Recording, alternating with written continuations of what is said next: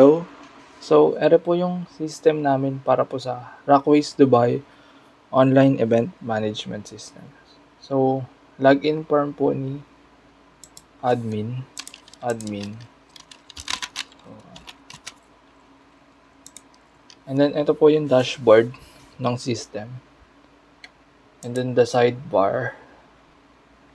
Para po to makatulong po kay admin mag-navigate sa system. And then, yung mga nakikita nyo pong numbers is yan po yung laman ng table. So, ngayon po is 0 po yung sa requesting appointment. Means wala pa pong nagpapa-appoint. And then pwede nyo po palang pindutin to mga to. Or pumindot sa sidebar para po sa navigation. The first is magre-request po muna. So, yung request po na to is para naman po sa users po. So, ang plano po namin is gagawa po ng public web page. Gagawa po ng public web page si Rockway. And then dun po sa web page na yun is pwede po nga ito pong request forms. Pwede po magsagot ng form doon for appointment. So ito po appointment. So maglagay po muna ako sa test 1 muna yung name. Test 1 Bernardo, Madsnail Bernardo. Then yung contact number. And then appointment date kung kailan po yung gusto, appointment date and time.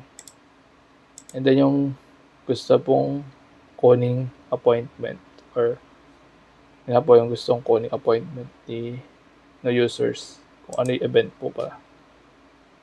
And then ito po pala is nanggagaling po siya sa services po ni admin. Ito po. Ayan, may update and delete button and add button. So ito po kanina is na-update ko po tong event type name. Alisin ko po yung tatlong A. Then update. So ayan na po siya. Naging musical band lang. And then dito po is yun po yung event. Ayan na po. Nawala na po yung tatlong A kanina. So, ulitin ko lang po yung kanina. Test 1, Bernardo Wadsdale. Then, appointment, date and time. Then yung planong event date po. Then submit. So, maglagay pa po tayo na isa pa. Test 2 naman po yung pangalan. Iba naman po yung email. Then sa contact numbers. Save na lang po. Event date. So yung pinili pong event. And then plan date. So doon po sa admin side, ayan po, meron na pong laman yung requesting appointment table. Ayan po, may numbers po siya kung ilan po yung laman. And then, ayan po. Meron pong sorter dyan for oldest to newest. And then, try po muna natin yung decline. So, decline, may lalabas pong modal. So, ilalagay po dito ni admin yung reason kung bakit po hindi niya po tinanggap yung request po ni client for appointment. So, sabihin na lang natin is time on available. So, submit. So, yung data po is po. Lumipat na po siya sa decline appointment. And then, may delete option rin. May delete na po. So, modal po is parang echo niya po yung laman ng table. Ay, yung laman ng row na yon. And then, tsaka pa lang po yung delete. Ayan. Nawala na po siya. Kasi task 1. Wala na po siya sa table. So, wala na po lumalabas. And then, paano naman po ma-notify si user na dinecline po yung request appointment niya. So, yung pagde-decline niya na yon is meron pong nag-send po ng email kanina. Yung system po magsisend po ng email. Ayan po para po ma-notify yung users na na-decline nga po yung appointment niya. And then, reason for decline, yung kanina pong nilagay kong time unavailable.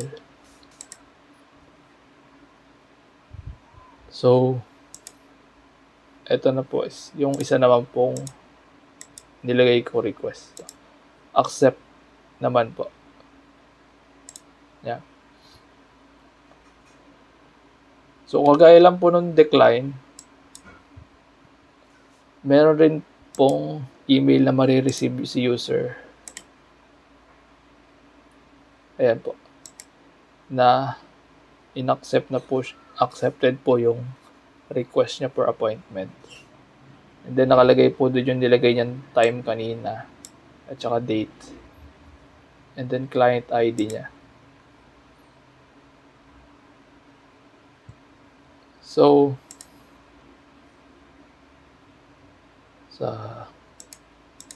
ito, yung confirmation table. Ito na po siya yung kanina, si test 2.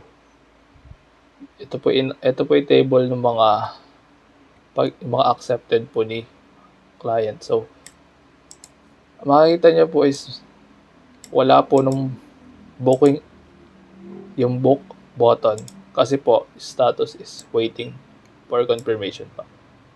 So means hindi po siya pwedeng i-book kaagad. Like hangga't hindi pa po nangyayari yung actual appointment po muna. So para rin po mabago yung status, kunyari po is confirm na po na itutuloy po ni client yung appointment. Yun po yung purpose na ito pong link na to. Yun to confirm your appointment, please click this. Pag kinlik po yan ni user, magbabago na po yung status. Confirm. And then, pwede na po siyang i-book ni client. So, per booking na po. Ayan. Lumalabas po sa modal yung name niya, email, contact number, then yung event, yung date ng event, and then may additional input field na po dun sa modal for event time. Ayan. Tagal kanina. So, yan po. And then yung venue nung gaganapan po na event. So, sulat ko na lang po is try for now. And then try lang. Then additional information po is kung may dadagdag pong information para po sa mangyayaring event. So, test na lang po ilagay ko. So, book event na po. Ayan, book successfully. So, ito na po yung book table. Ito po yung nilagay ko kanina si test 2. Ito yung venue address. Yung bago pong input field kanina. Yung try lang per team. And then additional information.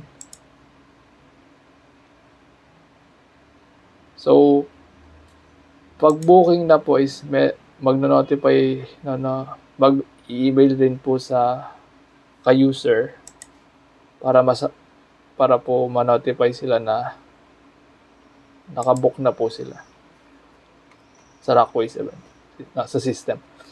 So, ano po, you're booking for the event, hospitality services, and then yung date and time, and then yung venue yung nilagay ko kanina, yung team, and then additional information about sa mangyayaring event. And then, ano pa ba? Ay, yung client concern naman po. So, sa client concern is, kunyari po is, gusto po i-cancel na ni client yung booking. So, yun po yung purpose nung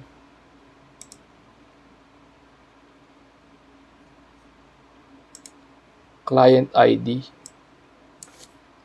na sinend kanina sa email ng system. Para po yun sa client concern form. Sa user po to. Like,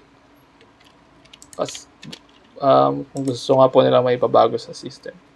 I mean sa appointment or booking or anything. So, yung email po kanina yung Neil Ashley Bernardo. Then concern is cancel my book. And then yung sa client nga po. So, hindi po pwedeng manghula lang ng client ID. For example nga po ito. Yan. Submit. Yun po yung purpose ng client ID. Para po masabing kayo po talaga yung nag-request or nag-send ng concern. So, yung kanina pong client ID. Ayan. Then, yung email na ginamit nyo, yung nakatanggap ng client ID. And then, lalagay na po yung concern. So, cancel my booking. So, then, ayan, tsaka pa lang po pwedeng mag-submit ng concern si client. Users po. And then, ayan po, client concern is meron na po siyang nagdagdag na po siya. So, ere po yung nilagay ko kanina. Client, cancel my booking. Meron na po akong mga ibang nilagay bukod dyan kanina.